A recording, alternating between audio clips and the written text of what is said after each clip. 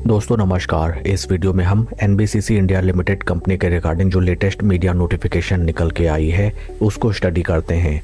साथ ही साथ कंपनी के fundamentals and technical chart pattern की तरफ एक नज़र। This is the latest notification regarding the company and notification की डेट है 11 दिसंबर 2025। इस लिस्टिंग के थ्रू एक्सचेंजेस में इन्फॉर्म किया गया है दैट कंपनी को नाल्को एंड सेल बोकारो की तरफ से 2 डिफरेंट वर्क ऑर्डर्स रिसीव हुए हैं एंड जिनकी रेस्पेक्टिव कॉन्ट्रैक्ट वैल्यू निकल के आती है 255.50 crore and 33.89 crore rupees.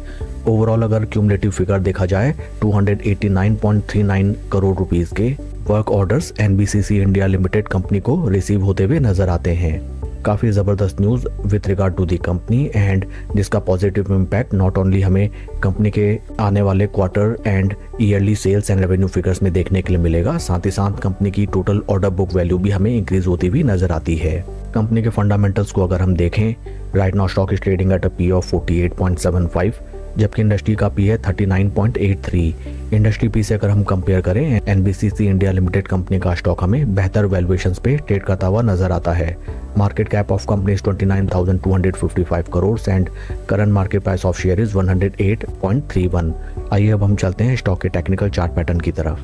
This is daily time frame जहाँ पे हमें नजर आता है दैट राइट नाउ स्टॉक अपने काफ़ी क्रिटिकल 200 डे मूविंग एवरेजेस पे ट्रेड करता हुआ नजर आता है। साथ ही साथ छोटी अवधि के 20 एंड 50 मूविंग एवरेजेस के नीचे स्टॉक ट्रेड करता हुआ नजर आता है। ऊपरी लेवल्स में these are the important resistance points for the stock जहाँ पे स्टॉक ने एटलीस्ट 3 to 4 टाइम्स आके अटेम्प्ट किया ब्रेकआउट करने का, but each and every time slow and gradual stock में डिक्लाइन हमें देखने के लिए मिली।